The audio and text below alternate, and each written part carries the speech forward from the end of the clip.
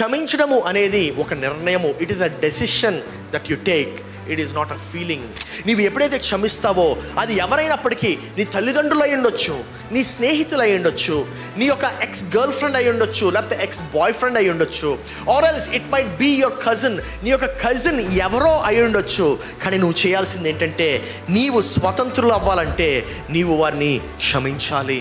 వారు చేసింది తప్పు రైటు ఇంక ఏమాత్రం ఎక్స్ప్లెనేషన్తో సంబంధం లేకుండా వారిని విడిచిపెట్టాలి. క్షమాపణ అనేటువంటిది బలహీనత కాదండి. క్షమాపణ అనేటువంటిది నీవు సరైనటువంటి పని చేసినా దానికన్నా నీ యొక్క సంబంధానికి ఇంకా ఎక్కువ విలువనిస్తున్నావని దాని యొక్క సూచన. నీ యొక్క గాయాల్ని, నీ యొక్క బాధని, నీ యొక్క చింత యావత్తుని ఈ యొక్క మందిరంలోనూ ఈ క్షణమే, ఈ నిమిషాన్ని నువ్వు విడిచిపెట్టాలి. నువ్వు తిరిగి వెళ్తున్నప్పుడు నీవు స్వతంత్రులుగా వెళ్ళాలి, ఏమాత్రం చింత లేకుండా వెళ్ళాలి. క్షమించినటువంటి నూతన పరచబడినటువంటి హృదయంతోని నువ్వు తిరిగి వెళ్ళాలి. హల్లెలూయా. క్షమాపణ ఆలస్యమైతే కోలుకోలేని గాయాల్ని మనం విడిచిపెడతాం. నీ హృదయానికి స్వస్థత కావాలి, బరువు కాదు. చాలాసార్లు we look fine on the outside. మనం బయటకి బాహ్యంగా చాలా బాగుంటాం, కానీ అంతరంగంలో మనం కుమిరిపోతూ ఉంటాం, అంతగా బాగోము. ఎందుకు ఈ యొక్క ఎందుకు ఇలా ఉంటామంటే, ఎందుకంటే మనము కనబడనటువంటి గాయాలని మనం మోస్తూ ఉంటాం. అందుకే ఈరోజు నేను పెట్టినటువంటి వర్తమానానికి టైటిల్ ఏంటంటే, కనబడనటువంటి గాయాలను మనం మోయడం. మనం కనబడనటువంటి గాయాలు మనం అనేక సార్లు మోస్తూ ఉంటాం. ఈరోజు నా వర్తమానం యొక్క గోల్ ఏంటంటే, ఎవరైతే బాధల్లో ఉన్నారో బాధల నుండి నిజాయితీగా వారిని స్వస్థతలోకి తీసుకురావాలి. వారు ఎలా తీసుకురావాలంటే క్షమాపణ ద్వారా వారిని స్వతంత్రులుగా చేయాలి అనేటువంటిది. ఈ యొక్క బయటికి కనబడతా ఉంటాము, బాహ్యంగా బయటికి చాలా అందంగా కనబడతా ఉంటాం, సంతోషంగా కనబడతా ఉంటాం, కానీ లోపల మాత్రము కుమిలిపోయి విరిగిపోయి ఉంటాం. ఈ యొక్క బాధ ఎక్కడి నుండి వచ్చింది అంటే, కుటుంబం నుండి వచ్చినటువంటి గాయం వలన ఆ యొక్క బాధ అయి ఉండొచ్చు, లేకపోతే భార్య భర్తల నుండి ఆ యొక్క గాయము అయి ఉండొచ్చు, లేకపోతే స్నేహితుల నుండి వచ్చినటువంటి గాయం అయి ఉండొచ్చు, ఆర్ ఎల్స్ ఉద్యోగంలో ఉండేటువంటి ఆ యొక్క పని భారము నుండి ఆ యొక్క గాయము అయ్యి ఉండొచ్చు. కానీ నిజమైనటువంటి సత్యము ఏంటంటే, ఈ యొక్క గాయాలు బయటకు కనబడవు, బయటికి చాలా అందంగా ఉంటాయి, బయటికి చాలా నవ్వుతూ ఉంటారు, చాలా సుందరంగా తయారవుతూ ఉంటాం, కానీ లోపల మాత్రము విరిగినటువంటి మనస్సు, పగిలినటువంటి హృదయంతో మనం ఉంటాం. నా ప్రియ సహోదరి సహోదరుడా, ఈ యొక్క మాట మనము జ్ఞాపకం వస్తే మన హృదయము చాలా విలువైనటువంటిది అని నాకు జ్ఞాపకం వస్తూ ఉంటుంది. ఎందుకంటే గాయాల్ని ఎక్కడ దాచి పెడతామంటే హృదయములో. అందుకే సామెతల గ్రంథము 4వ అధ్యాయము 23వ వచనం ఏం చెప్తుందంటే, నీ హృదయములో నుండి జీవధారలు బయలుదేరును, కాబట్టి అన్నిటికంటే ముఖ్యముగా హృదయమును భద్రముగా కాపాడుకునుము. ఏం చేయాలండి? దేన్ని కాపాడుకోవాలి? దేనికంటే? అన్నిటికంటే. ప్రక్కవారు తిరిగి చెప్పండి, అన్నిటికంటే అని చెప్పండి. అన్నిటికంటే నువ్వు జాగ్రత్తగా కాపాడుకోవాల్సింది ఏంటంటే నీ యొక్క హృదయాన్ని. ఈరోజు నా ప్రశ్న ఏంటంటే, నీ యొక్క హృదయంలో దేన్ని మోస్తున్నావు? What are you carrying in your heart? నువ్వు ఏం మోస్తున్నావు నీ యొక్క హృదయంలో? ఈ యొక్క ప్రశ్నను మనం అర్థం చేసుకోవాలంటే ముందు మనము గాయాన్ని అర్థం చేసుకుందాం, బాధ అర్థం చేసుకుందాం. అందుకే నా మొట్టమొదటి పాయింట్ ఏంటంటే, బాధను అర్థము చేసుకునుట 3 చోట్ల నుండి వచ్చే అవకాశము ఉంది. మొట్టమొదటి ప్రాంతము బాధ ఎక్కడి నుండి వస్తుందంటే, గాయపరిచే మాటల నుండి. ఎవరైనా మనల్ని దూషించినప్పుడు, ఎవరైనా మనల్ని కఠినమైనటువంటి మాటలు ఆడినప్పుడు ఆ యొక్క గాయము అనేటువంటిది వస్తుంది. మనము సామెతల గ్రంథం 18వ అధ్యాయం 21వ వచనం చూసినట్లయితే, జీవ మరణములు నాలుక వశము, దాని యందు ప్రీతిపడువారు దాని ఫలము తిందురు అనేటువంటి మాట చూస్తున్నాం. అంటే దాని అర్థం ఏంటంటే నీ మాట వలన ఒకరికి గాయము కూడా జరగవచ్చు. నీ మాట వలన ఒకరికి మరణము అంటే ఏంటంటే గాయము. నీ మాట వలన ఒకరికి జీవము అనగా ఏంటంటే ప్రోత్సాహము. అంటే మన మాటలు ఇతరులను గాయపరచొచ్చు, ప్రోత్సహించవచ్చు. అదే రీతిగా నిన్ను కూడా వేరే వారి యొక్క మాటలు గాయపరిచి ఉండొచ్చు, లేకపోతే ప్రోత్సహించి ఉండొచ్చు. అనేక సార్లు చిన్న పిల్లలుగా ఉన్నప్పుడు తల్లిదండ్రుల నుండి ఈ యొక్క గాయం వస్తూ ఉంటుంది. పెద్ద అయిన తర్వాతే అర్థమవుతుంది అది మంచి గాయమే అని. కానీ విషయం ఏంటంటే కొంతమందికి అర్థం కాకపోవచ్చు. చిన్నప్పుడు తల్లిదండ్రులు మాట్లాడినటువంటి మాటల వలన, లేకపోతే తండ్రి మిమ్మల్ని ప్రోత్సహిద్దాము అనుకున్న టైంలో ఆయన అనుకోకుండా పలికినటువంటి కొన్ని మాటల వలన మన యొక్క హృదయంలో కొన్ని గాయాలు మనము కలిగి ఉంటాము. ఆ యొక్క గాయాలు ఎన్ని సంవత్సరాలైనా సరే మనల్ని విడవదు. ఇంకా ఎక్కడి నుండి రావచ్చు అంటే వివాహ జీవితం నుండి చాలా గాయాలు వస్తాయండి. అన్నిటికన్నా కఠినమైనటువంటిది ఏంటంటే వివాహము. ఆ యొక్క వివాహము అంత సులువైనటువంటిది కాదు. నువ్వు ఎంత మంచివాడివైనా వివాహ జీవితంలో నీవు చెడ్డగా మిగిలిపోయే అవకాశాలు అనేకమైనటువంటివి ఉంటాయి. ఎందుకంటే నీవు ఇంకొకరితో కలిసి జీవితాంతము పంచుకుంటున్నావు. నా ప్రియ సహోదరి సహోదరుడా, ఈ యొక్క వివాహం నుండి ఒక ఎత్తు అయితే మన యొక్క పని భారము ఇంకొకలాగా ఉంటుంది. పనిలో మనల్ని ప్రోత్సహించేది పోయి మనం ఎక్కువగా క్రిటిసైజ్ చేసేవారు ఎక్కువగా దొరుకుతూ ఉంటారు. ఈ యొక్క మాటల వలన మనం పరచపడతా ఉంటాం. అనేకమైనటువంటి మంది ఇక్కడ పనిచేస్తున్నటువంటి వారు ఐటీ ప్రొఫెషనల్స్ అయి ఉంటారు. ఐటీ ప్రొఫెషనల్ ఆ యొక్క జాబ్స్లో మిమ్మల్ని ప్రోత్సహించేవారు కన్నా మిమ్మల్ని గాయపరిచేవారు ఎక్కువగా కనబడుతూ ఉంటారు. మీరు ఎప్పుడు ఏం చేయలేరని, లేకపోతే మీరు ఎన్నటికీ ఎదగలేరు అనేటువంటి మాటలు మీరు వింటూ ఉంటే కొన్ని సంవత్సరాలకి ఇంకా అది నిజమేనేమో, నేను ఎందుకు పనికిరానటువంటి వాడిగా ఉంటానేమో అనేటువంటి ఆలోచనలోకి మీరు వెళ్ళిపోతూ ఉంటారు. రెండవది ఎక్కడి నుండి రావచ్చు అంటే ఇచ్చిన మాట తప్పితే. ఈ యొక్క ఇచ్చిన మాట తప్పితే స్నేహితులు లేకపోతే మన శ్రేయోభిలాషులు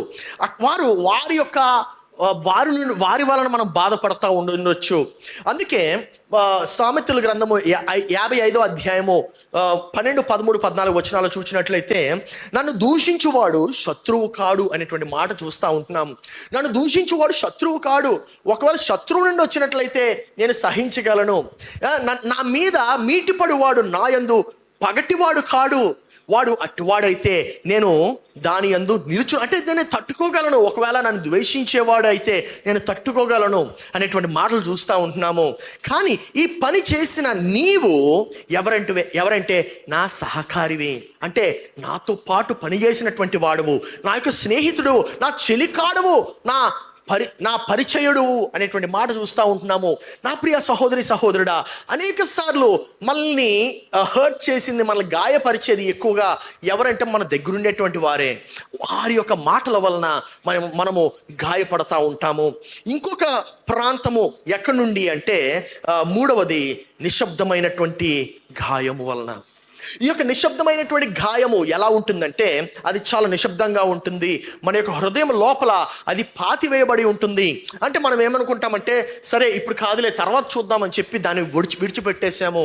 దానివల్ల ఏమవుతుందంటే మన యొక్క హృదయంలో అది సమాధి అయి ఉంటుంది కానీ అది సజీవంగా ఉంటుంది. అది ఏం చేస్తుందంటే లోపల పెరుగుతూ ఉంటుంది. అది పెరుగుతూ బలపరచబడుతూ ఉంటుంది. దాని గురించి మనం ఎప్పుడు మాట్లాడము, దాని గురించి మనం ఎప్పుడు కూడా సంబోధించము. దానివల్ల ఏమవుతుందంటే అది లోపల ఉంటుంది కానీ అది సజీవంగానే ఉంటుంది. ఆ యొక్క గాయం గురించి అటువంటి సన్నివేశాలు వచ్చినప్పుడు అకస్మాత్తుగా అది బయటకు వస్తూ ఉంటుంది. అందుకే కొన్నిసార్లు చూసినప్పుడు వెంటనే స్పాంటేనియస్గా కొంతమంది రియాక్ట్ అయిపోతూ ఉంటారు. ఎందుకంటే వారికి ఆ యొక్క హృదయం లోపల చొచ్చుకుపోయినటువంటి ఆ యొక్క బాధ అది మరణించింది అనుకుంటారు కానీ అది నిజంగా మరణించలేదు. అది పాతబెట్టింది అని అనుకుంటా ఉంటారు కానీ అది నశించదు, తిరిగి సజీవమవుతుంది. నా ప్రియ సహోదరి సహోదరుడా, ఇటువంటి క్రియలు మనల్ని ఏం చేస్తుందంటే మనల్ని క్షమించపోవటానికి దారులు తీస్తూ ఉంటాయి. అందుకే క్షమించకపోవడం వల్ల వచ్చేటువంటి నష్టాలు ఏంటి అంటే హెబ్రీయులకు రాసిన పత్రిక 12వ అధ్యాయము 15వ వచనంలో చూస్తూ ఉంటాం మనము. మీలో ఎవడైనాను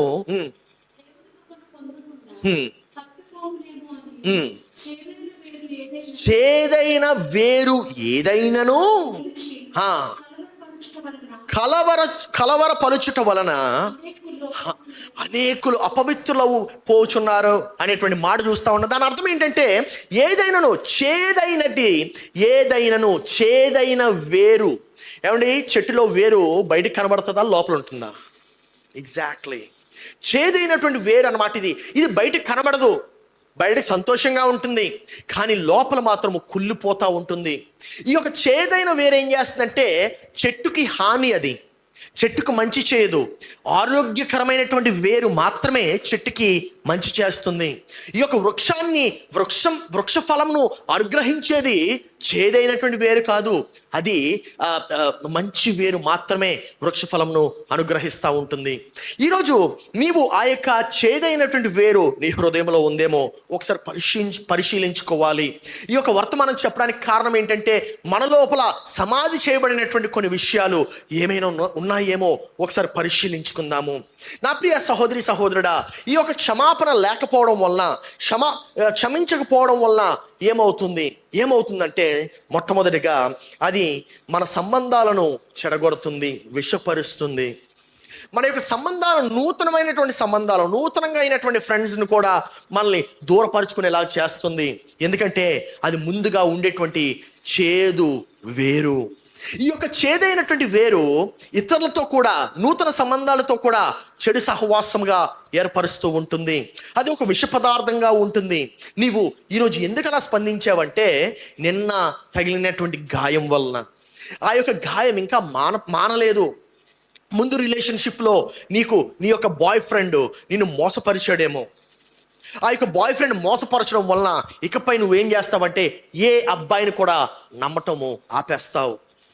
లేకపోతే నీ జీవితంలో ఒక అమ్మాయి మోసం చేసిందేమో, అటువంటి చేదు అనుభవము ఇంకా నీ లోపల నుండి బయటకు తీయకపోవడం వలన నువ్వు ఏ అమ్మాయిని కూడా నమ్మటము అసాధ్యమైపోతూ ఉంటుంది. నా ప్రియ సహోదరి సహోదరుడా, నీ యొక్క గత అనుభవంలో జరిగినటువంటి ఆ యొక్క చేదైనటువంటి అనుభవము ఈరోజు నిన్ను నూతనమైనటువంటి సంబంధాల్లో కూడా ఆ యొక్క చేదైనటువంటి అనుభవంలోకి మరలా తీసుకువెళ్తుంది. అది ఒక విషపూర్వకంగా ఉంటుంది. ఏం చేస్తుంది రెండవది అంటే, క్షమించకపోవడం ఏం చేస్తుందంటే సమాధానాన్ని దొంగలిస్తుంది. మనకి సమాధానం ఉండదు. నువ్వు ఇతరులను క్షమించకపోయినట్లయితే నీకు సమాధానం ఎన్నటికీ ఉండదు. ఉదాహరణకి యెషయా గ్రంథం 48వ అధ్యాయం 22వ వచనం చూసినట్లయితే, దుష్టులకు నెమ్మది ఉండదని ఎవరు సెలవిచ్చారు?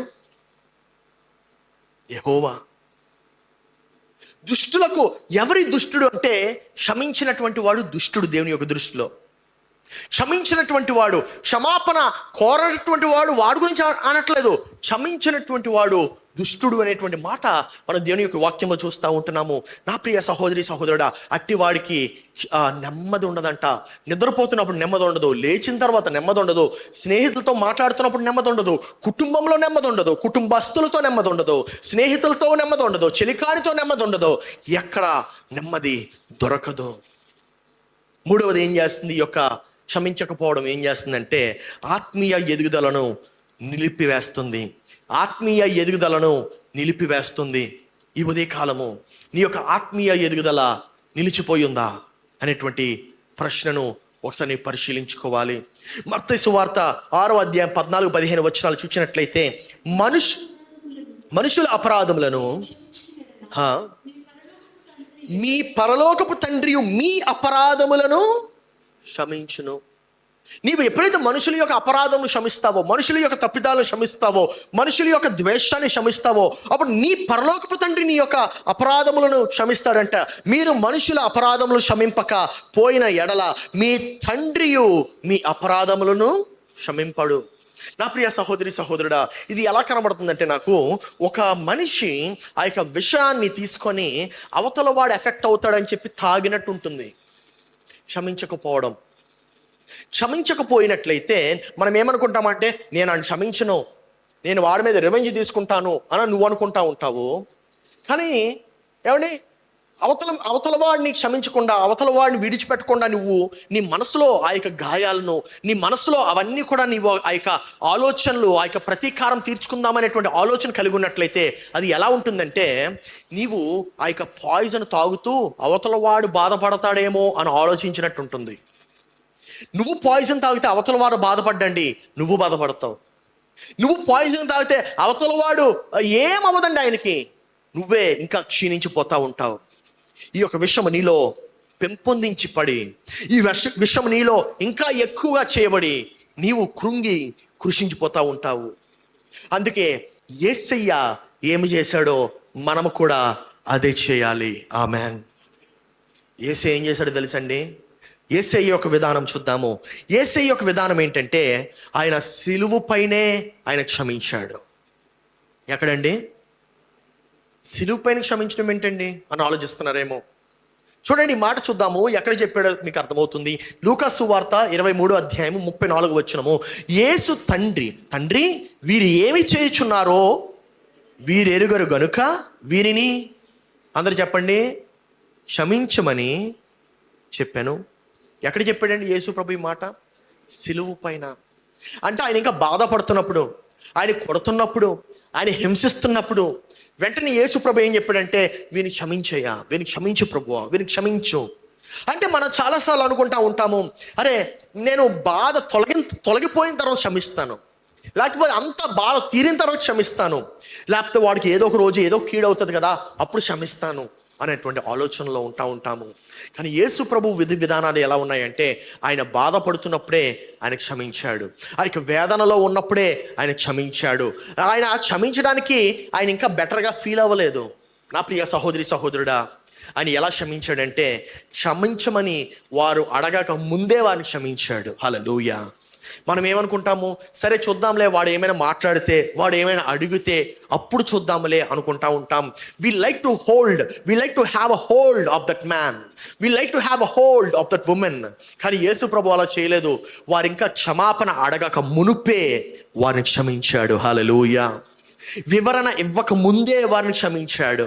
వారు ఇంకా యేసు ప్రభు బాధపడుతున్నప్పుడే ఆ సమయంలోనే క్షమించాడు. ఈరోజు నువ్వు ఎప్పుడు క్షమిద్దామని చెప్పి అనుకుంటున్నావు?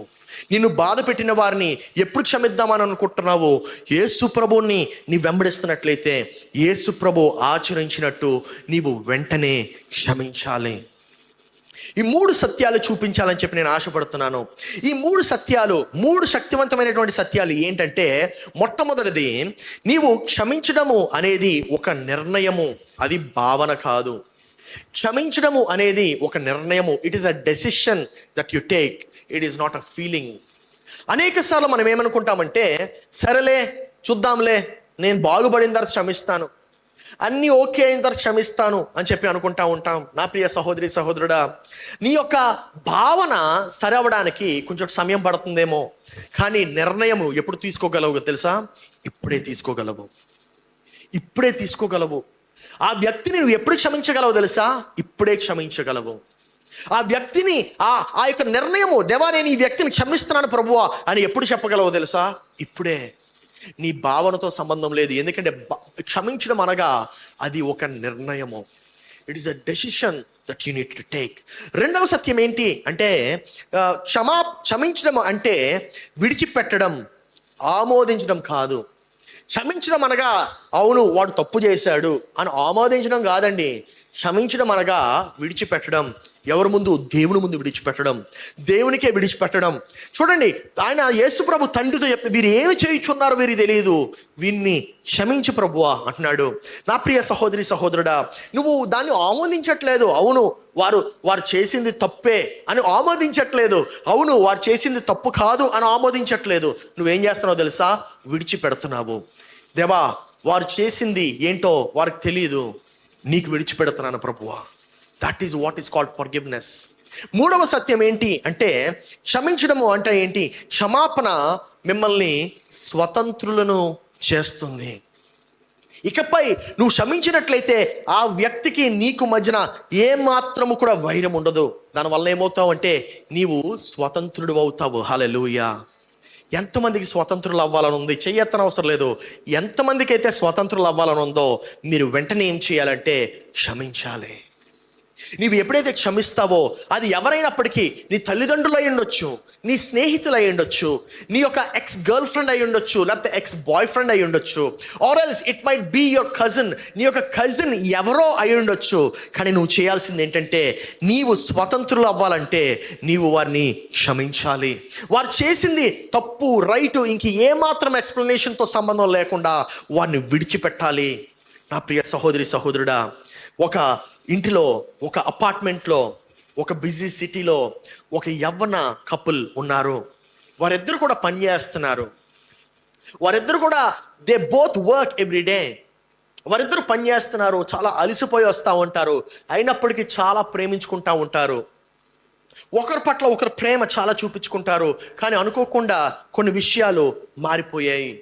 ఏం మారిందంటే, వారు ఒకరి పట్ల ఒకరు కంప్లైంట్ చేసుకోవడం మొదలుపెట్టారు. ఏమనంటే, నువ్వు చాలా బిజీగా ఉంటావు, ఎప్పుడు చూసినా పని పని పని అంటావు, ఎప్పుడు చూసినా ఏదో ఒకటి సాకు చెప్తా ఉంటావు, నువ్వు అసలు నన్ను అర్థం చేసుకోవు, నీకు అసలు నాకు టైమే ఇవ్వవు నువ్వు అనేటువంటి మాటలు చూస్తూ ఉంటాం.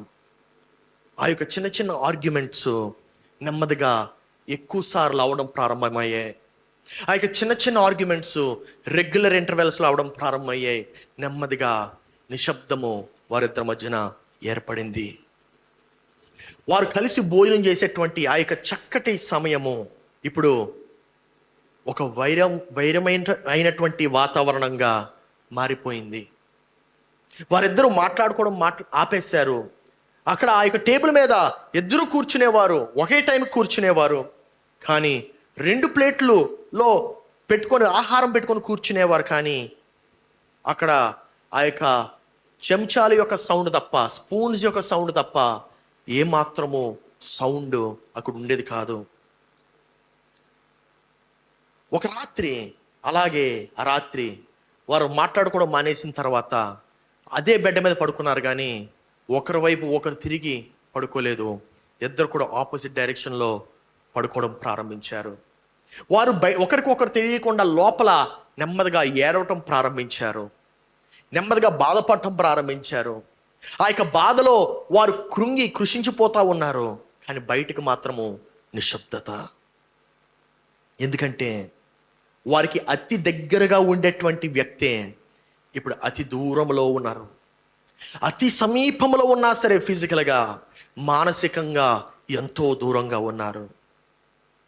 అదే టైంకి ఆ యొక్క భార్య ఇంకా తట్టుకోలేక కిచెన్లోకి వెళ్ళి ఏడవటం ప్రారంభించింది.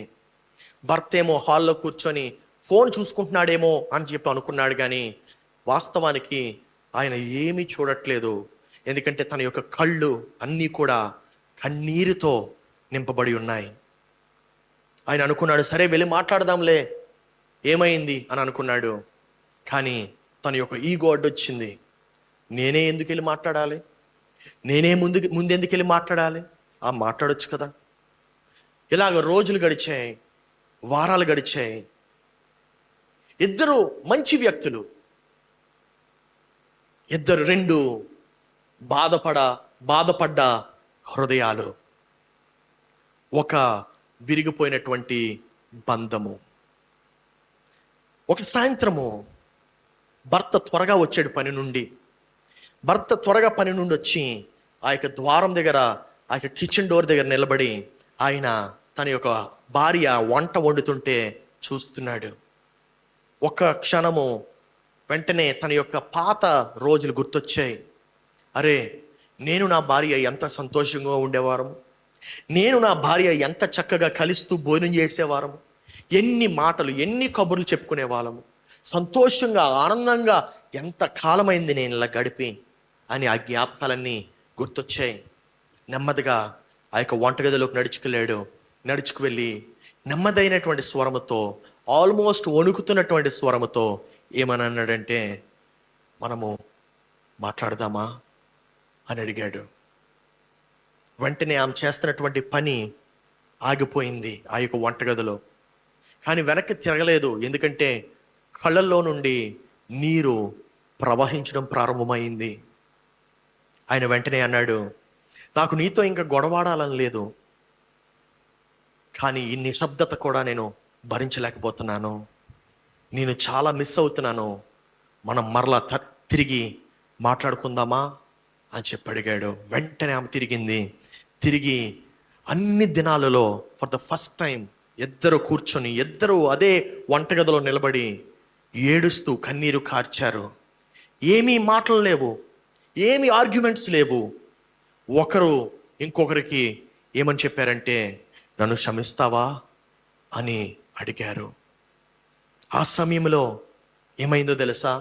బాహ్యంగా ఏం మారలేదండి, అంతరంగము మారింది. అదే ఇల్లు, అదే సమస్యలు, కానీ అంతరంగములో ఏదో ఒక నూతనమైనటువంటి మార్పు కలిగింది. ఏంట మార్పు అంటే, వారి ఇద్దరి మధ్య ఆ యొక్క గోడ విరిగిపోయింది. ఒక్క మాట వారి యొక్క సంబంధాన్ని మరలా తిరిగి సజీవం చేసింది. సంగమా, కొన్నిసార్లు అతిపెద్ద సమస్య తప్పు కాదు, అతిపెద్ద సమస్య తప్పు తర్వాత వచ్చేటువంటి ఆ యొక్క నిశ్శబ్దత. ఆ యొక్క నిశ్శబ్దము గోడ కట్టేస్తూ ఉంటుంది. ఆ యొక్క నిశ్శబ్దము ఇద్దరి మధ్యన గొప్ప పెద్ద గోడ కట్టేస్తూ ఉంటుంది. అనేక వివాహ సంబంధాలు ఏదో పెద్ద పెద్ద గొడవలు అవడం వల్ల విడిపోదు, పెద్ద పెద్ద గొడవలు అవడం వల్ల నిశ్శబ్దత రాదు. ఇంకా స్వస్థపరచబడలేనటువంటి చిన్న చిన్న గాయాల వలన వచ్చేటువంటి ఆ యొక్క నిశ్శబ్దత వలన ఆ యొక్క వైవాహిక సంబంధము నిలిచిపోయి ఉంటుంది. కొంతమంది అదే ఇంట్లో ఉంటున్నారేమో, కానీ మానసికంగా చాలా దూరంగా ఉంటున్నారేమో. కొంతమంది మాట్లాడుతూ ఉంటున్నారేమో, కానీ కలిసి మాట్లాడలేకపోతున్నారేమో. కొంతమంది సరే వేరే వారు మారితే అప్పుడు చూద్దాంలే అని అనుకుంటున్నారేమో. ఈరోజు యేసుప్రభు అంటున్నాడు, వేరే వారి గురించి వేచి ఉండొద్దు, ఆ మొట్టమొదటి అడుగు నువ్వు తీసుకోవడానికి ఈరోజు సిద్ధంగా ఉన్నావా? ఆ మొట్టమొదటి అడుగు నువ్వు తీసుకోవడానికి ఈరోజు సిద్ధంగా ఉన్నావా అని దేవుడు అడుగుతున్నాడు. క్షమాపణ అనేటువంటిది బలహీనత కాదండి. క్షమాపణ అనేటువంటిది నీవు సరైనటువంటి పని చేసినా దానికన్నా నీ యొక్క సంబంధానికి ఇంకా ఎక్కువ విలువనిస్తున్నావని దాని యొక్క సూచన. ఈరోజు దేవుడు ఆ యొక్క నిశ్శబ్దమును ఆయన తిరిగి స్వస్థపరచగలడు. హృదయాన్ని స్వస్థపరచాలి. మనము హృదయాన్ని స్వస్థపరచాలి. ఈ యొక్క హృదయాన్ని ఎవరు స్వస్థపరుస్తాడు? మనకు మనం స్వస్థపరచుకోలేము. ఒక ఆయన ఉన్నాడు, ఆయన పేరే యేసు. కీర్తన గ్రంథము 147 అధ్యాయము 3వ వచనం చూసినట్లయితే, గుండె చెదిరిన వారిని ఆయన బాగు చేయువాడు, వారి గాయములు కట్టువాడు. హల్లెలూయా. నా ప్రియ సహోదరి సహోదరుడా, ఈ యొక్క స్వస్థత అనేటువంటిది ఆటోమేటిక్గా జరిగిపోదండి. అది ఒక నిర్ణయంతోనే జరుగుతుంది. నీ యొక్క గాయపరచబడినటువంటి హృదయము స్వస్థపరచబడాలంటే అది వెంటనే ఆటోమేటిక్గా ఏదో సూర్యుడు వస్తున్నట్టు ఆటోమేటిక్గా స్వస్థపరచబడదు. ఎలా స్వస్థపరచబడుతుందంటే, నీ యొక్క హృదయాన్ని నీవు యేసే దగ్గర తేవాలి. దీనికి 4 అడుగులు రాశాను, 4 స్టెప్స్ రాశాను. ఆ యొక్క స్వస్థతకు 4 అడుగులు ఏంటంటే, మొట్టమొదటిది నీవు నొప్పిని గుర్తించాలి. అనేక సార్లు మనం నొప్పిని గుర్తించము. అనేక సార్లు మనము ఏమనుకుంటా ఉంటామంటే, పర్వాలేదులే, అది నెమ్మదిగా అదే పోతుంది, అసలు నాకేం అవ్వలేదు, ఆయన వల్ల నేనేం బాధపడలేదు, ఆయన చెప్పినటువంటి మాటల వల్ల నా హృదయం ఏమి గాయపరచబడలేదు, అంతా బాగానే ఉంది అని చెప్పి అనుకుంటా ఉంటాం. No, that's wrong. Acknowledge the pain. నొప్పిని నీవు గుర్తించాలి. స్టాప్ ప్రిటెండింగ్, అంత బాగానే ఉంది అని నువ్వు ప్రిటెండ్ చేయడము మానివేయాలి. 2వ అడుగు ఏంటంటే, దేవుని దగ్గరికి తీసుకురావాలి. ఆ యొక్క గాయాన్ని నీవు దేవుని దగ్గరికి తీసుకురావాలి. ఆ యొక్క నొప్పిని దేవుని దగ్గరికి తీసుకురావాలి. దేవా, ఈ యొక్క నొప్పి నేను కలిగి ఉన్నానయ్యా. 1 పేతురు 5వ అధ్యాయం 7వ వచనం అందరూ తెలిసినటువంటిది. ఏంటది? మీ చింత యావత్తును ఆయన మీద వెయ్యుడి అనేటువంటి మాట. మనం దేవుని దగ్గరికి నీ యొక్క గాయాన్ని తీసుకువచ్చావా? When was the last time you actually got it? మూడవది ఏం చేయాలంటే దేవుని దగ్గర తీసుకువచ్చి నీవు నీ యొక్క మనసు నుండి విడిచిపెట్టాలి. నీ యొక్క మనసు నుండి ఆ యొక్క వ్యక్తిని విడిచిపెట్టాలి. మనం చాలాసార్లు విడిచిపెట్టము. మనం ఏం చేస్తూ ఉంటామంటే పట్టుకొని ఉంటాము. వారిని ఆ యొక్క ప్రార్థనలో, దేవా ఈ వ్యక్తిని నాయనా నేను విడిచిపెడుతున్నానని చెప్పి ఆ యొక్క వ్యక్తి గురించి ప్రార్థన చేయి. దేవా ప్రభువా ఈ వ్యక్తినైనా నన్ను దూషించాడు, నన్ను హింసిస్తున్నాడు, లేకపోతే నా పైన చెడుగా ప్రచారం చేస్తున్నాడు, వాడిని నేను క్షమిస్తున్నానయ్యా, నీ ముందు చేరుస్తున్నానని చెప్పి నీవు ఆయనని దేవుని ముందుకు తేవాలి. 4వ పాయింట్ ఏంటంటే నీవు గాయాన్ని సత్యముతో మార్చు. నీవు గాయాన్ని సత్యంతో మార్చాలి. నా ప్రియ సహోదరి సహోదరుడా, నీవు ఎలా రూపాంతరం పొందగలవంటే నీ మనసు మారి నూతన మగుట వలన. హల్లెలూయా. ఎలా నూతన పరుచుకుంటావంటే సత్యంతో నూతన పరుచుకుంటావు. ఒక వ్యక్తి అలాగే ఒక బరువైనటువంటి బ్యాగ్ మోస్తున్నాడంట. ఆ యొక్క బరువైనటువంటి బ్యాగ్ ప్రతి చోటకి తీసుకువెళ్తున్నాడంట. పనికి తీసుకువెళ్తున్నాడు, ఇంటికి తీసుకువెళ్తున్నాడు, పడుకున్నప్పుడు మోస్తున్నాడు, ప్రతి చోటకి తీసుకెళ్తున్నాడు మోసుకుంటూ.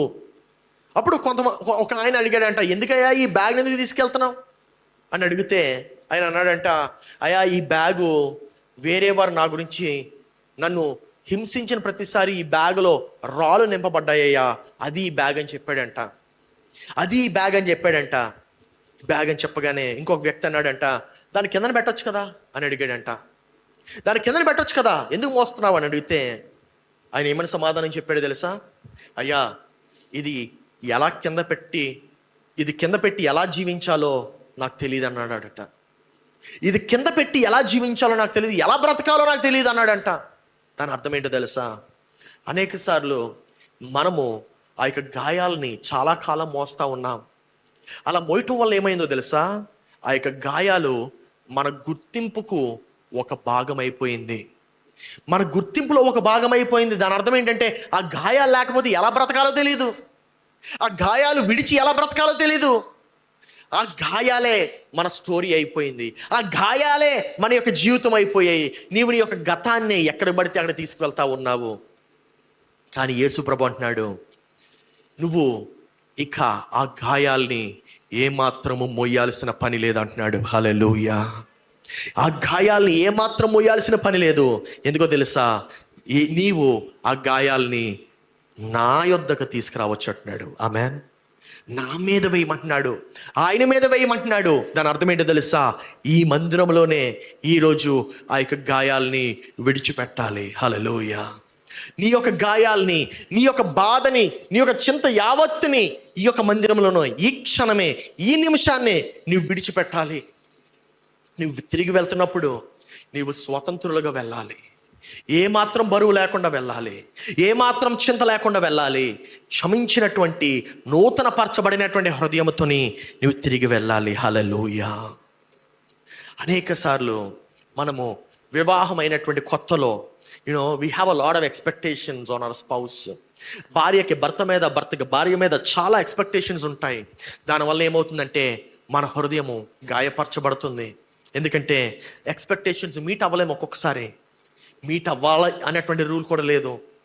సో మన యొక్క హృదయము, మన యొక్క మానసిక పరిస్థితి గాయపరచబడుతుంది. కానీ ఎఫెసీయులకు రాసిన పత్రిక 4వ అధ్యాయము 26వ వచనం ఏం చెప్తుందంటే, సూర్యుడు అస్తమించు వరకు మీ కోపము నిలిచి ఉండకూడదంట. నా ప్రియ సహోదరి సహోదరుడా, నీవు నీ యొక్క కోపాన్ని ఎంతకాలం పెట్టుకోగలవు? సాయంత్రం అయ్యే లోపు నీ కోపము మట్టుమాయమైపోవాలి. హల్లెలూయా. నీ యొక్క కోపం అంతా కూడా తగ్గిపోవాలి. ఎలా? ఎందుకు అంటే నీవు ఏ మాత్రము బరువుతో నీవు పడుకోకూడదు. నీ యొక్క తల్లిదండ్రులు క్షమించాలి.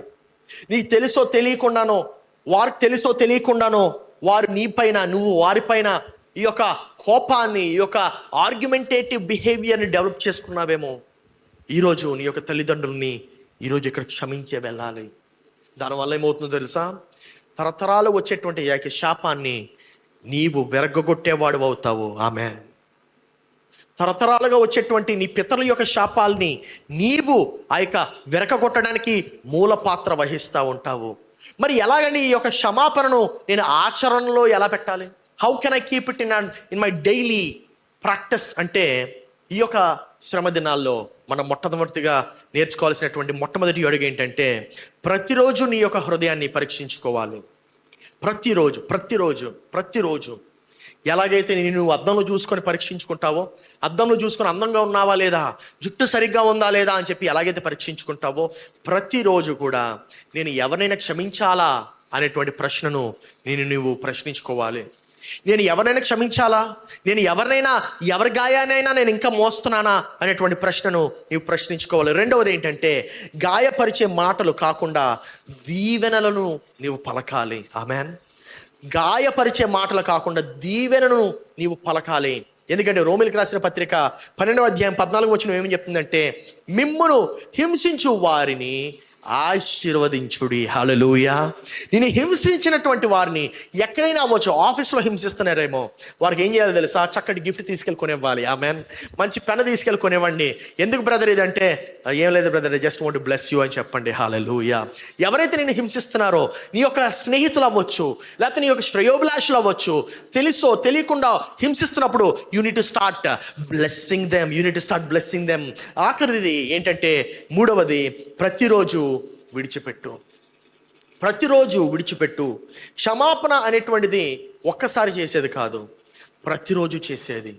ఎందుకంటే ప్రతిరోజు యాక్సిడెంట్ అవ్వచ్చు, ప్రతిరోజు నూతన గాయము నీవు మోస్తా ఉండొచ్చు.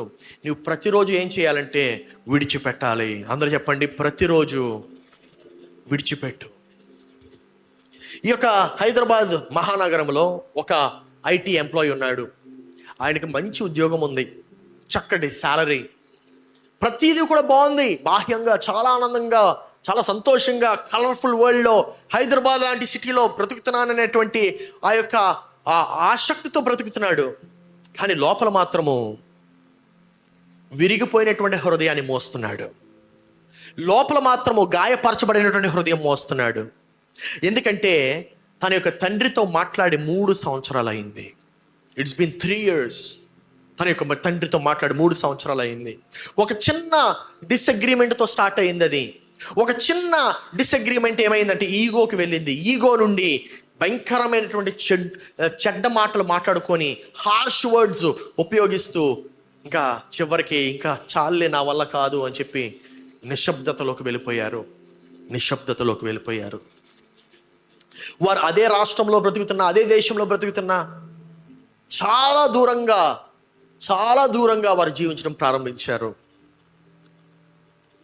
ప్రతి కొన్ని వారాలకి రాత్రి పడుకునేటప్పుడు ఈ కుమారుడు ఏం చేసేవాడంటే, తన ఫోన్ ఓపెన్ చేసి నానా ఎలాగున్నావు అని చెప్పి ఒక టెక్స్ట్ మెసేజ్ టైప్ చేసి పంపిద్దాం అనుకునేవాడు, కానీ పంపించలేకపోయేవాడు. దాని వైపు చూస్తూ అలాగా కొంచెం సమయం గడిపేవాడు. తర్వాత దాన్ని డిలీట్ చేసేసేవాడు. ఎందుకు డిలీట్ చేసేవాడంటే, తన యొక్క ఈగో అడ్డొచ్చేది. నేనే ఎందుకు ముందు మెసేజ్ చేయాలి, నేనే ఎందుకు ముందు మా నాన్నకి మెసేజ్ పెట్టాలి, ఆయన పెట్టొచ్చు కదా అనేటువంటి ఆలోచన ఉండేది. ఒక రాత్రి ఆయన హృదయానికి చాలా ఎక్కువగా, చాలా బలంగా అనిపించింది. ఏమనంటే, నాన్న నన్ను క్షమించు, నేను ఇన్ని చాలా మిస్ అవుతున్నానని చెప్పి ఆయన ఆ యొక్క మెసేజ్లో టైప్ చేసి పెట్టాడు. ఆ మెసేజ్ టైప్ చేస్తున్నప్పుడు కూడా తన యొక్క చేతులు వణుకుతున్నాయి, తెలియనటువంటి భారం. తన యొక్క కళ్ళు నిండా నీరు, కన్నీటితో నిండిపోయినటువంటి కళ్ళు. టైప్ చేశాడు, పంపుదాం అనుకునే టైంకి మళ్ళా డిలీట్ చేసేసాడు. ఆ ఉదయకాలమనే తనకు ఒక కాల్ వచ్చింది. ఏమనంటే, మీ తండ్రికి హార్ట్ అటాక్ వచ్చింది, వెంటనే రా అని చెప్పి కాల్ వచ్చింది. వస్తే తను పరుగు పెడుతున్నటువంటి ఆ యొక్క హృదయంతో ఆయన పరుగుల మీద ఇంటికి వెళ్ళాడు. ఒకే ఒక ఆలోచనతో ఆ ప్రయాణం అంతా కూడా, హైదరాబాద్ నుండి తను ఊరు వెళ్తున్న ప్రయాణం అంతా కూడా ఒకే ఒక ఆలోచన. ఏమనంటే, అయ్యో ఆ మెసేజ్ పెట్టాల్సిందే నిన్న రాత్రి ఆ మెసేజ్ పెట్టాల్సింది కదా, ఎందుకు పెట్టలేకపోయినని చెప్పి తన ఒక ఆలోచనతో వెళ్తున్నాడు. తను హాస్పిటల్కి వెళ్ళేసరికి ఆలస్యం అయిపోయింది. కొన్ని రోజులు గడిచాయి. కొన్ని రోజుల తర్వాత తన ఒక గదిలో ఒంటరిగా కూర్చుని ఉన్నాడు. తన గదిలో ఒంటరిగా కూర్చునుండి తన ఫోన్ ద్వారా ఆ యొక్క మెసేజ్ డ్రాఫ్ట్స్లోకి చూస్తూ ఉన్నాడు. అన్నీ కూడా ఖాళీగా ఉన్నాయి. ఏ మెసేజ్ పంపలేదు, ఏ మాటలు మాట్లాడలేదు, క్షమాపణ అడగలేదు, క్షమించలేదు. ఆ సంఘటనలన్నీ గుర్తొచ్చాయి. కన్నీటితో, రోదనతో, వేదనతో ఆయన ఆ యొక్క రూమ్లో ఉండిపోయాడు. ఆ యొక్క కన్నీటి ద్వారా ఆయన చెప్పినటువంటి మాట ఏంటంటే, నాకు చాలా అవకాశాలు ఉన్నాయి కదా, నేను నా యొక్క తండ్రితో మాట్లాడే అవకాశాలు చాలా ఉన్నాయి కదా, ఎందుకు వాడుకోలేదు, ఎందుకు వినియోగించలేదు అనేటువంటి ఆలోచనలో తనుండిపోయాడు. సంగమా, కొన్ని గాయాలు ఇంకా బాధ పెడుతున్నా మనము ఆ యొక్క ద్వారాలను నిత్యము నిలవవు కాబట్టి మనం వెంటనే ఆ యొక్క బాధను మనము విడిచిపెట్టాలి. ఆ యొక్క బాధను మనం విడిచిపెట్టాలి. ఎందుకంటే క్షమాపణ ఆలస్యమైతే కోలుకోలేని గాయాల్ని మనం విడిచిపెడతాం. కోలుకోలేని గాయాలు. ఇంకా ఈ కుమారుడు ఇంకా కోలుకోలేనటువంటి గాయంలోకి వెళ్ళిపోయాడు. నీ హృదయానికి తెలిసింది చెప్పడానికి హాస్పిటల్ బెడ్ వరకు దాన్ని తీసుకురావద్దు. నీ హృదయానికి తెలిసినటువంటిది చెప్పడానికి ఆలస్యం చేయొద్దు. Do it today, do it right now. ఈ క్షణమే, ఈ స్థలం నుండి నువ్వు బయటకు వెళ్ళక మునిపే ఎవరినైతే నువ్వు క్షమించాలో నీవు వారిని వెంటనే క్షమించు. దేవుడు ఇంకొక అవకాశం ఇస్తున్నాడేమో ఈరోజు నీకు. అందుకే ఒక వర్తమానం నీతో వినిపిస్తున్నాడేమో నీకు. ఇంకొక ఛాన్స్ క్షమించడానికి, విడిచిపెట్టడానికి ఇంకొక ఛాన్స్ ఇస్తున్నాడేమో. నీవు స్వస్థపరచబడ్డానికి ఇంకొక ఛాన్స్ ఇస్తున్నాడేమో. యేసు ప్రభు దేని కొరకైతే మరణించాడో అది నీవు పొందకుండా ఈ స్థలం నుండి వెళ్ళొద్దు. వారిని నేను ఎంతగానో బాధ పెట్టి ఉండొచ్చు, వారిని నేను ఎంతగానో దూషించి ఉండొచ్చు, నువ్వు ఎంతో పెట్టుబడి వారి మీద పెట్టేవేమో, ఎమోషనల్ పెట్టుబడి పెట్టేవేమో, నీ యొక్క జీవితాన్ని ఒక పెట్టుబడిగా పెట్టేవేమో. అయినప్పటికీ వారు మోసం చేసి ఉండొచ్చు నిన్ను. కానీ నా ప్రియ సహోదరి సహోదరుడా, ఈ ఉదయకాలము నీవు తిరిగి ఇంటికి వెళ్ళక మునుపు నీవన్నీ క్షమించాలి. నువ్వు ఎవరినైనా క్షమించేటువంటి సమయము వచ్చిందా? ఎవరినైనా ఇంకా క్షమించకుండా నీవు వారిని యొక్క హృదయంలో మోస్తున్నావా? ఇంకా ఎవరినైనా క్షమించకుండా వారు నీపైన చేసినటువంటి గాయాలను నువ్వు ఇంకా మోస్తున్నావా? నీ హృదయానికి స్వస్థత కావాలి, బరువు కాదు. నీ హృదయానికి క్షమాపణ కావాలి, గాయాలు కాదు. ఈ ఉదయాన్న ఒకవేళ నీవు అటువంటి పరిస్థితుల్లో ఉన్నట్లయితే కళ్ళు మూసుకుందాము, తండ్రితో మాట్లాడుదాం. ఎటువైపు చూడొద్దు, ఎక్కడికి కదలొద్దు. నిశ్శబ్దతలో ఉండినటువంటి జీవితాన్ని మరలా తిరిగి దేవుడు సజీవంగా మార్చడానికి ఇష్టపడుతున్నాడు. నీవు ఒకవేళ అటువంటి పరిస్థితిలో ఉన్నట్లయితే నీ యొక్క 2 చేతులు చాచి, దేవా నీ యొద్దకు వస్తున్నాను ప్రభువా అని చెప్పి నీవు అడగడానికి ఇష్టపడుతున్నావా? దేవా నేను ఇంకా క్షమించడానికి ప్రభువా, అనేక గాయాలు ప్రభువా నా హృదయంలో ఉన్నాయి. దేవా అనేక గాయాలు, అనేక బరువులు ప్రభువా నా యొక్క హృదయంలో ఉన్నాయి. Yes, I see a lot of hands being raised. 2 చేతుల పైకెత్తి ప్రభువా నీ సమక్షంలోకి వస్తున్నాను. Yes, there are lot of people who are raising your hands. దేవా ఈ యొక్క సమయాన్ని ప్రభువా నేను సద్వినియోగపరచుకోవడానికి, దేవా ఈ యొక్క సమయాన్ని ప్రభువా నేను దుర్వినియోగం చేసుకోకుండా, దేవా నీ ముందు ప్రభువా నేను క్షమించడానికి, దేవా వారిని విడిచిపెట్టడానికి ప్రభువా నీ ముందు నిలబడుతున్నాను ప్రభువా. నీవు చేతులు ఎత్తినట్లయితే నీవు అదే స్థానంలో లేచి నిలబడు. దేవునితో మాట్లాడదాము. అది నేను గాయపరిచింది ఎవరో అయినా ఉండొచ్చు, కానీ ఈ ఉదయ కాలంలో నీవు విడిచిపెట్టడానికి సిద్ధంగా ఉన్నావు. హల్లెలూయా. Yes yes. ఎవరెవరైతే చేతులు ఎత్తారో, ఎవరెవరైతే ఇంకా గాయాలు మోస్తున్నారో, నీవు ఉన్నటువంటి స్థానంలో నీ లేచి నిలబడు. తండ్రితో మాట్లాడు. దేవా, ఆ వ్యక్తిని నీ ముందు తెస్తున్నానని చెప్పు. దేవా, ఆ వ్యక్తిని ప్రభువా నీ ముందు చేరుస్తున్నాను నాయన. దేవా, ఎప్పుడు నుండో మోస్తున్నటువంటి గాయాలు, ఎప్పుడు నుండి ఉన్నటువంటి బాధ ప్రభువా, దేవా నా పిల్లల పట్లనైనా, నా పిల్లలనైనా నాకు గాయపరిచినటువంటి ఆ యొక్క గాయాలని ఈ ఉదయ కాలంలో క్షమిస్తున్నాను. దేవా, నా యొక్క తండ్రి పట్ల, నా యొక్క తల్లి పట్లనైనా నేను చేసినటువంటి ఆ యొక్క గాయాలను ప్రభువా ఈ ఉదయ కాలంనైనా వారికి క్షమిస్తున్నానయ్యా. దేవా, తెలుసో తెలియకుండానో దేవా నా యొక్క స్నేహితులతో నైనా, నా స్నేహితులు ప్రభువా నన్ను దూషించి ఉన్నారు, నా స్నేహితులనైనా నన్ను విడిచిపెట్టి ఉన్నారు. దేవా, నేను క్షమిస్తున్నాను ప్రభువా అని చెప్పి ఈ ఉదయ కాలం దేవుని ముందు నీవు మొర్ర పెట్టగలవా? నీవు పెట్టినటువంటి నీవు చెప్తున్నటువంటి ఆ యొక్క మాటలు ఆయన వింటున్నాడు. నీవు చెప్తున్నటువంటి ప్రతి మాట ఆయన ఆలకిస్తున్నాడు. నిన్ను క్షమించడమే కాదు, ఆయనను కూడా క్షమిస్తున్నాడు. నీ యొక్క స్నేహితుని క్షమిస్తున్నాడు, నీ యొక్క భార్యను క్షమిస్తున్నాడు, నీ యొక్క భర్తను క్షమిస్తున్నాడు. ఆయన నీ యొక్క గాయాలన్నింటినీ కూడా ఆయన తొలగిస్తున్నాడు. ఈ ఉదయ కాలము సంగమా, ఈరోజు మనం క్షమాపణ గురించి మాట్లాడి ఉన్నాము. సత్యం ఏంటంటే అనేక మంది ఆ యొక్క గాయాన్ని మోస్తున్నారు, అనేక మంది ఆ యొక్క బరువును మోస్తున్నారు. కొంతమంది కొన్ని మాటల వల్ల గాయపరచబడి ఉండొచ్చు, కొంతమంది కొన్ని క్రియల వల్ల గాయపరచబడి ఉండొచ్చు. నిన్ను గాయపరిచింది నీ యొక్క తల్లిదండ్రులు అయి ఉండొచ్చు, నేను గాయపరిచింది నీ యొక్క భార్య భర్త అయి ఉండొచ్చు, లేకపోతే నీ యొక్క స్నేహితులేమో. ఈ ఉదయ కాలము నీవు ఎక్కడి నుండి అయితే పని చేస్తున్నావో ఆ యొక్క పని చేసే స్థలంలో నీవు గాయపరచబడి ఉన్నావేమో. ఆ యొక్క పని చేసేటువంటి ప్రాంతంలో నీ యొక్క స్నేహితులు, నీ యొక్క కోవర్కర్స్ నేను గాయపరిచారేమో. ఈ ఉదయ కాలము సిగ్గుపడకుండా దేవుని ముందు అడుగు. దేవా, వారికి క్షమిస్తున్నానయ్యా అని చెప్పు.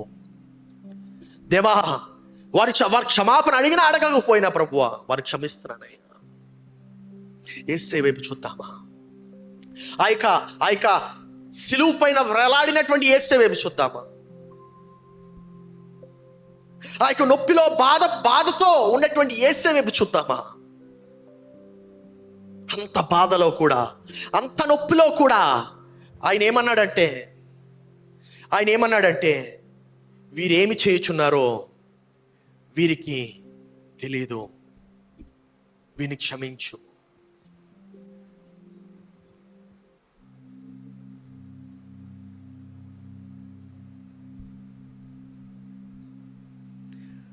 ఒకవేళ యేసయ్య ఆ యొక్క క్షణములో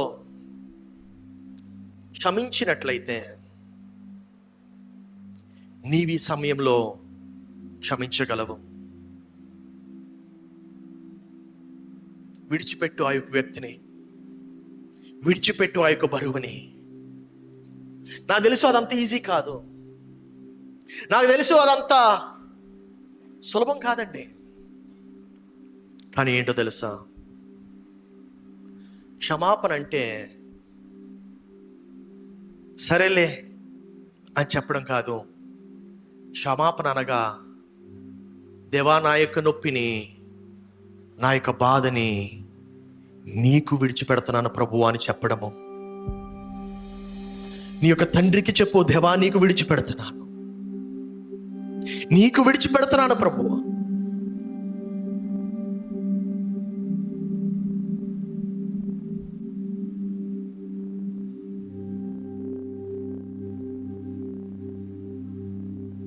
నా యొక్క భారాన్ని నీకు విడిచిపెడుతున్నాను యేసయ్యా,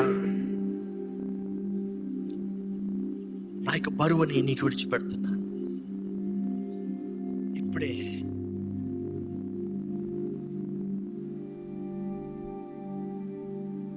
ఆ యొక్క వ్యక్తిని ఇప్పుడే ఈ క్షణమే దేవుని ముందు పెట్టగలవా? ఈ క్షణమే దేవుని ముందు పెట్టగలవా? చెప్పగలవా, దేవా ఈ వ్యక్తిని నీ ముందు పెడుతున్నాను ప్రభు,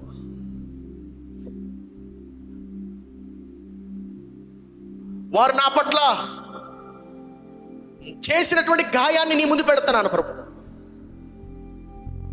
వానికి క్షమిస్తున్నాను, వానికి క్షమిస్తున్నానయ్యా, వానికి క్షమిస్తున్నాను ప్రభువా. దేవా, ఈ ఉదయకాలంలో వారికి క్షమిస్తున్నానయ్యా. వారు చేసినటువంటి గాయాన్ని క్షమిస్తున్నాను, వారు చేసినటువంటి క్రియను క్షమిస్తున్నాను, ఆ వ్యక్తిని పూర్తిగా క్షమిస్తున్నానని చెప్పి దేవుని ముందు చెప్తావా? దేవుని ముందు చెప్పు, దేవుని ముందు చెప్పు. దేవా, వారిని క్షమిస్తున్నాను.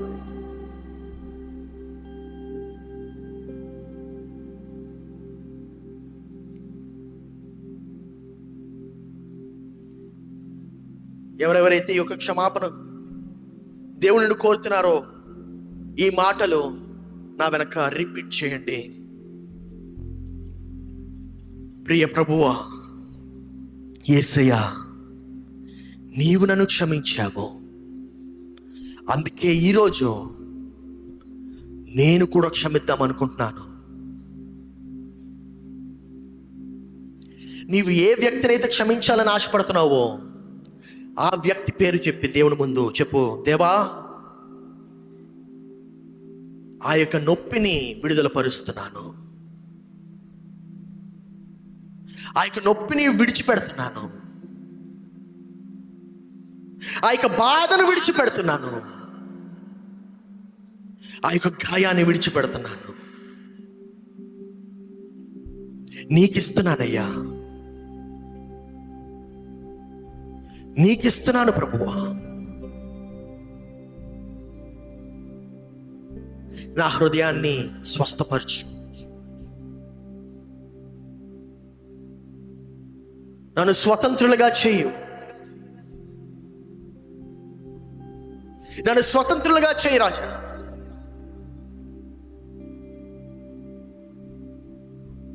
ఒక వ్యక్తి కన్నా ఎక్కువ మంది ఉంటే వారి పేర్లని చెప్పి దేవా వీళ్ళని క్షమిస్తున్నాను, వీళ్ళని విడిచిపెడుతున్నానని చెప్పండి. This is a time of transformation. This is a time of change. This is a time of exchange. ఆ గాయాన్ని ఏమాత్రం నువ్వు మరలా తిరిగి మోసుకు వెళ్ళడానికి వీలు లేదు. ఆ యొక్క బరువుని నువ్వు ఏమాత్రం తిరిగి మోసుకు వెళ్ళడానికి వీలు లేదు.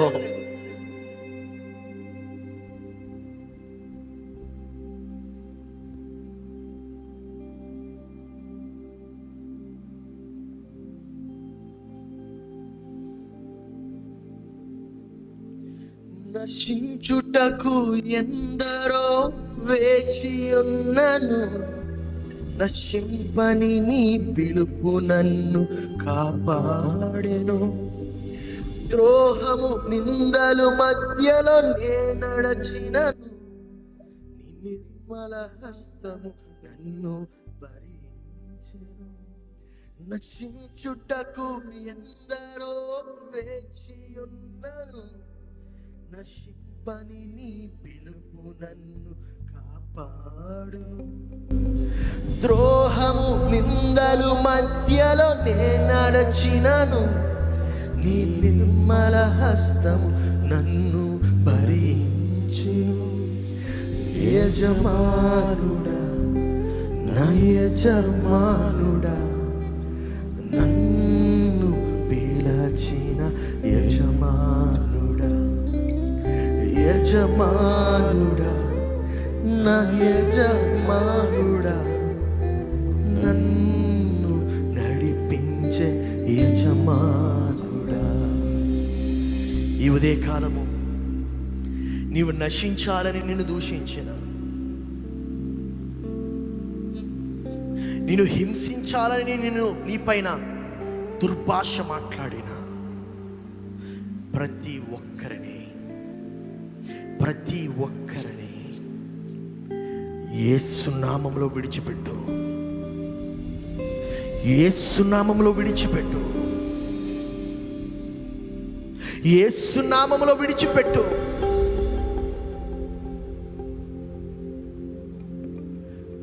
నీ బెస్ట్ ఫ్రెండ్ అయి ఉండొచ్చు, యేసు నామములో విడిచిపెట్టు.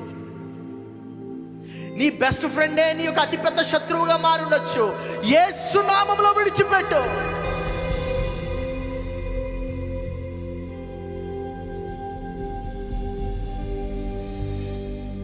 లోపల సమాధి వేయబడినటువంటి, పాతి పెట్టబడినటువంటి ఆ యొక్క గాయమును ఈరోజు లేవనెత్తు, విడిచిపెట్టు.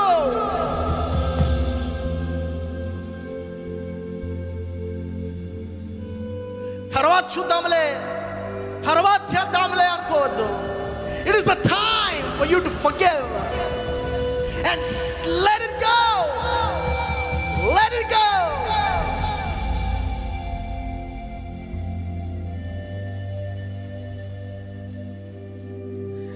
మనుషులు మూసిన తలుపులు కొన్నైనను నాకై నీవు తెరచినవి అనేకములు. మనోవేదనతో నన్ను విడచి పరుగెత్తినను నన్ను వెంటాడి నీ సేవను చేసితివి. నా ఆధారమా, నా దైవమా, పిలచిన నీ పిలుపునకు కారణమా. నా ఆధారమా, నా దైవమా, పిలచిన నీ పిలుపునకు కారణమా. ఈ ఉదయ కాలము యేసు ప్రభు నిన్ను పిలుస్తున్నాడేమో, యేసు ప్రభు నీకు మొరపెడుతున్నాడేమో. విడిచిపెట్టు వారిని, ఇంకా నువ్వు పట్టుకున్నది చాలు, విడిచిపెట్టు అంటున్నాడేమో. ఇంకా నువ్వు బంధించింది చాలు, విడిచిపెట్టు అంటున్నాడేమో. ఇంకా నీ హృదయం కఠినంగా ఉన్నది చాలు, విడిచిపెట్టు. ఆ యొక్క గాయాన్ని విడిచిపెట్టు, ఆ యొక్క చెడు ఆలోచనను విడిచిపెట్టు, ఆ యొక్క చెడు సహవాసాన్ని విడిచిపెట్టంటున్నాడేమో. ఆ యొక్క టాక్సిక్ రిలేషన్షిప్స్ క్రియేట్ అవ్వడం మానేస్తాయి. విడిచిపెట్టంటున్నాడు యేసు ప్రభు.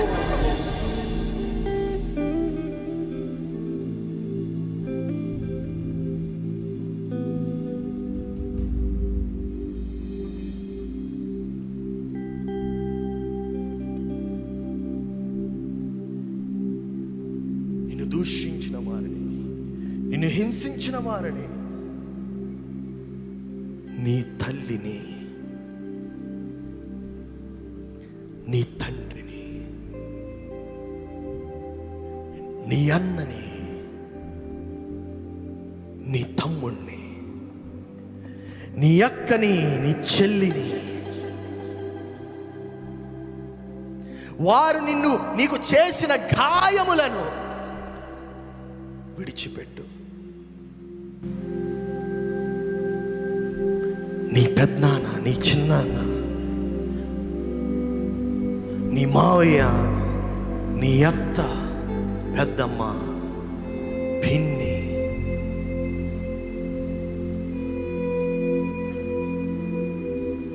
నీ భార్య, నీ భర్త, నీ పిల్లలు, నీ తల్లులు, నీ తండ్రి.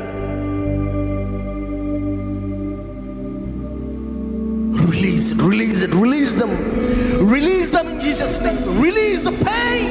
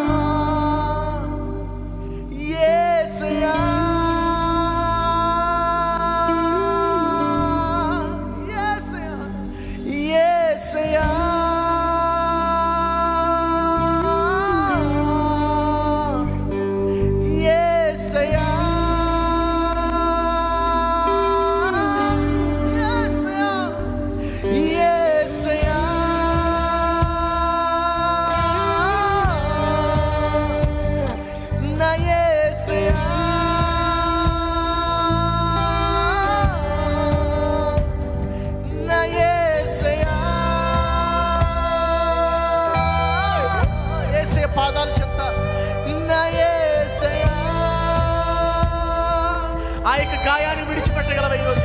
Come on, release it in Jesus' name. Just release it out in Jesus' name. ఆ యొక్క గాయాన్ని విడిచిపెట్టు, ఆ ఆ యొక్క నేను బంధిస్తున్నటువంటి ఆ యొక్క బంధకమును ఈ రోజు తెంపి పడును గాక. యేసు ప్రభు నీ యొక్క మనస్సును, నీ యొక్క హృదయాన్ని ఆయన స్వస్థపరచబోతున్నాడు. Just give it up for him. నీ యొక్క రెండు చేతుల పైకెత్తి, యేసయ్యా నీ ముందు పెడుతున్నాను ప్రభువా ఆ యొక్క వ్యక్తిని, నీ ముందు ప్రభువా ఆ యొక్క సంబంధమును పెడుతున్నాను ప్రభువా, క్షమిస్తున్నాను ప్రభువా, విడిచిపెడుతున్నాను యేసయ్యా.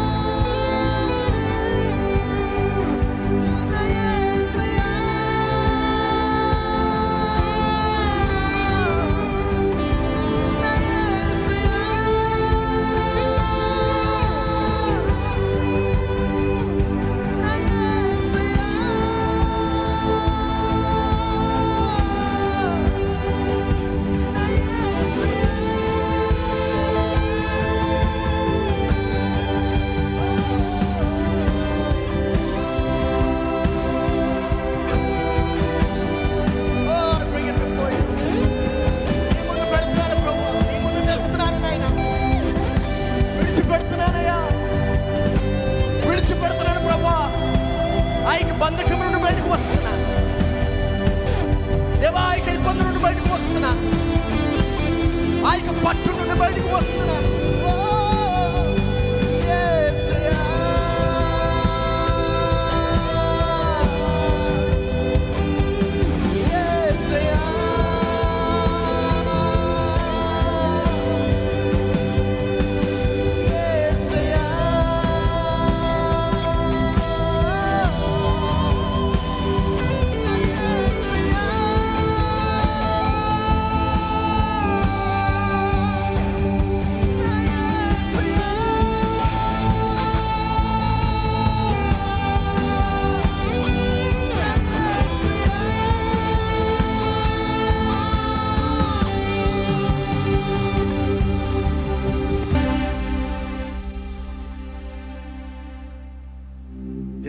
కాలం ప్రభువా, ఎవరెవరైతే నేను ఈ యొక్క పిలుపు స్పందించి మాననటువంటి గాయాలు, పాతి పెట్టబడినటువంటి గాయాలు, హృదయాన్ని బాధిస్తున్నటువంటి గాయాలు, యేసు నామములోనైనా శాశ్వతంగా ఈ యొక్క గాయాలు వారి నుండి తీసివేయమని ప్రార్థిస్తున్నాము.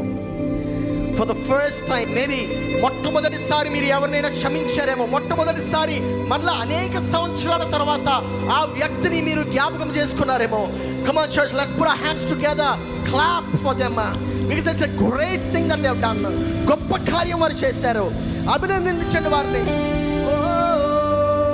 Let's all stand on our feet. అందరూ లేచి నిలబడదాము, అందరూ లేచి నిలబడదాం, దేవునికి స్తోత్రాలు చెల్లిద్దాము. బిగ్గర చప్పట్లు, దేవునికి స్తోత్రాలు, చప్పట్లు కొట్టి దేవునికి స్తోత్రాలు చెల్లిద్దాము, దేవుని కనపరుద్దాము. వారి యొక్క విజయం నీ విజయము. యేసయ్యా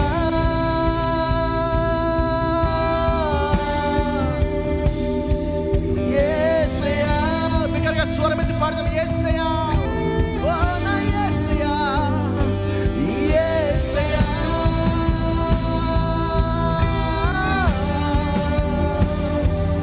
యేసయ్యా,